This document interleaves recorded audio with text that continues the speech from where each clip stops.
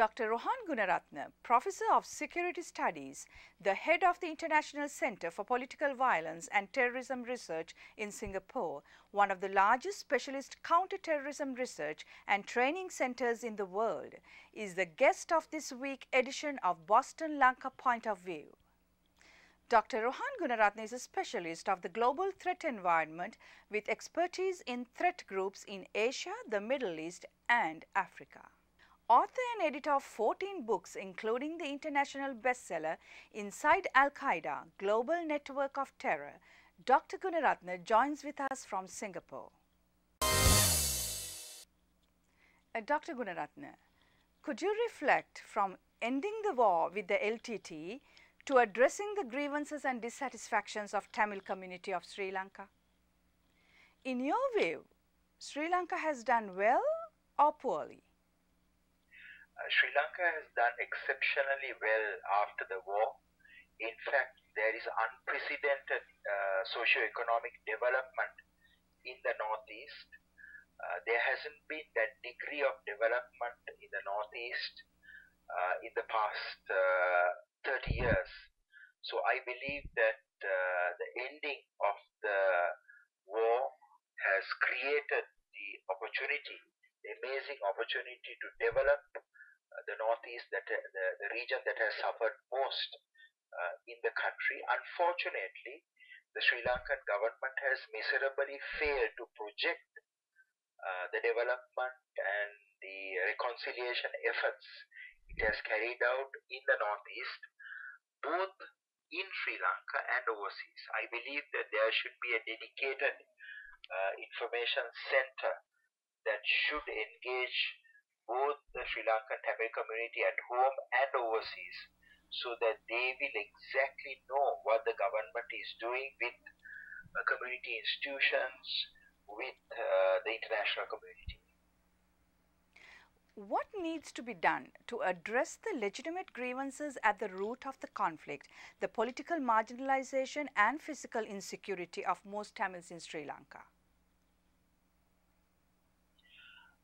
In fact, I want to share with you that most Tamils in Sri Lanka, they are not involved in politics and they are not affected by politics. They just want to live safely. They want to send their children to school. They want to have employment. And it is only a few thousand Tamils who are in Colombo, primarily in Parliament, that are jumping up and speaking about a political settlement.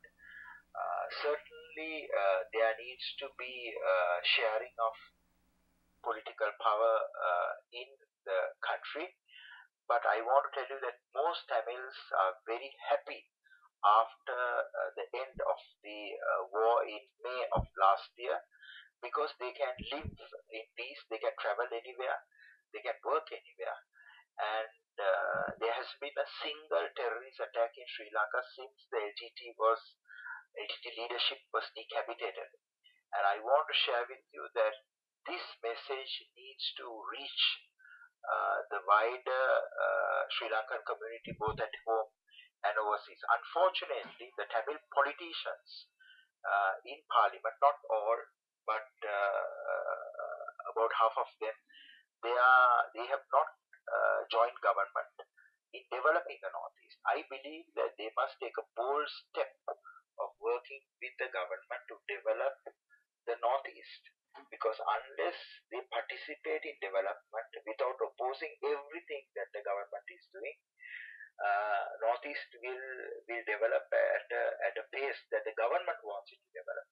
But if the Tamil politicians in Parliament are genuinely concerned, they must join hands and develop the Northeast. Today, the biggest concern is not politics.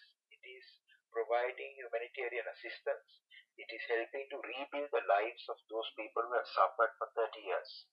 That should be the priority, and I am urging those leaders such as Rudra Kumaran in the United States that they must abandon these protests and these activism overseas, and they must come and work for the Tamil people in the Northeast.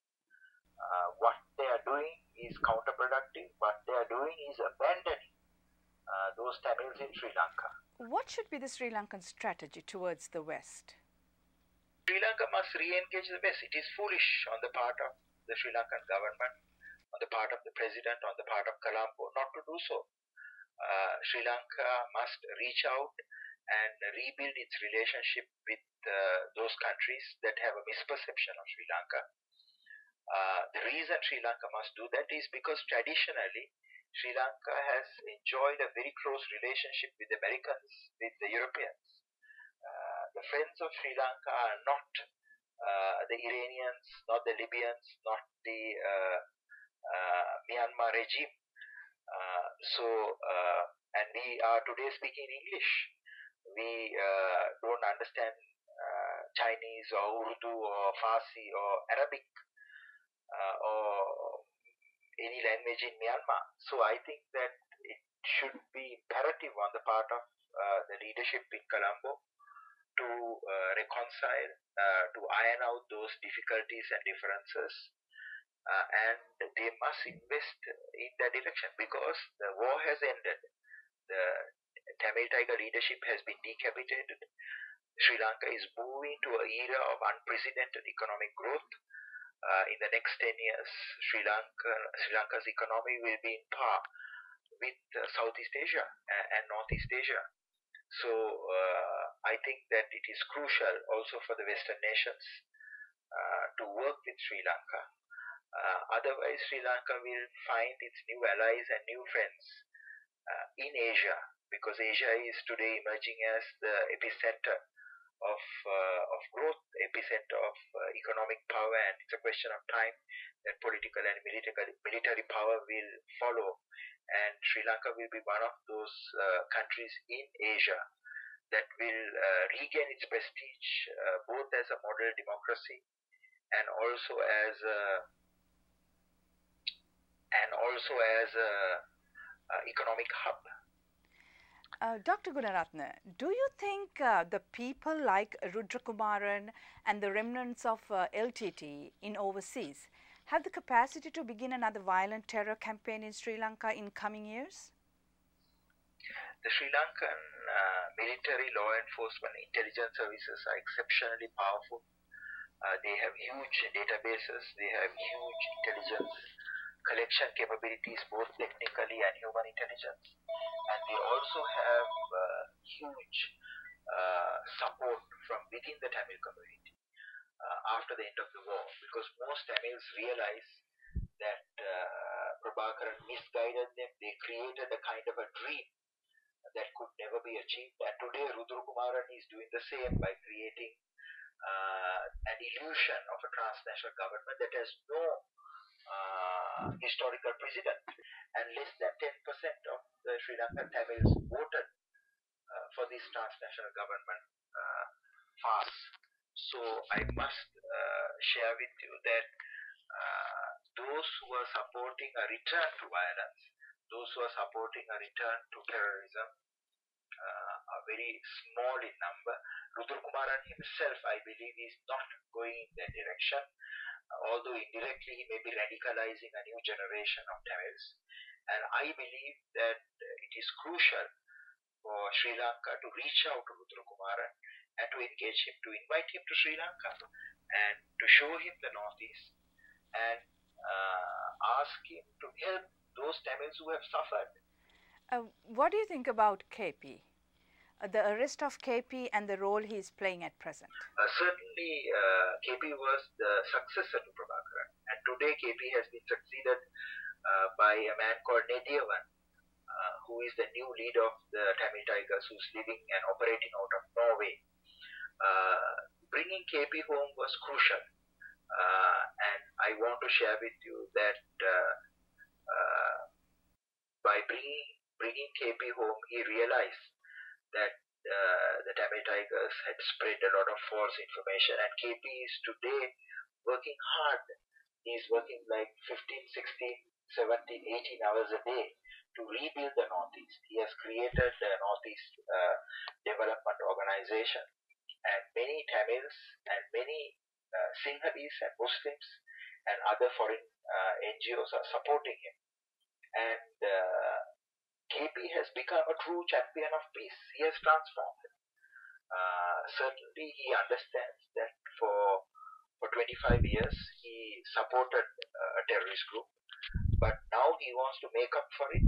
He wants to ensure that those lives that were destroyed, those dreams that were destroyed of Sri Lankan Tamils, of Sri Lankan Muslims, of Sri Lankan Sinhalese, he wants to do something about it. He is a man with a heart, a man with a consciousness. I met him both last year and this year, and I can assure you that it is crucial for every Sri Lankan Tamil overseas to support him. I also have a message for the Sinhalese. There are some Sinhalese extremists who believe that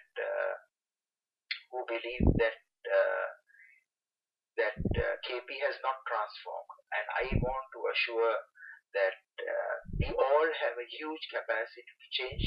We all have a huge capacity to realize what is right and wrong, and it is crucial for us to move in a direction to ensure that we all become better human beings, and KP has become that. And today KP is a leader, and KP must be supported. Could you please share with us what you think of General Sarath Fonseka as a military leader who made a huge contribution in the war and his present situation? General Sarath Fonseka is a brilliant tactician, a brilliant operational commander. He played a crucial role in defeating the Tamil Tigers. Like Admiral Karanagoda and like Air Marshal Rohan Gunaratna, the service commanders who led the final assault against the Tamil Tigers. Certainly, General Fonseka made a mistake. He spoke out of turn. He went into the political arena too soon. You must understand that when you are in government, if you are a bureaucrat, if you are not a politician, there is a limit to which you can claim even credit. So I believe that he stepped out of line, and that is why he has been he had to undergo this current process. It is not too late for him to admit his mistake.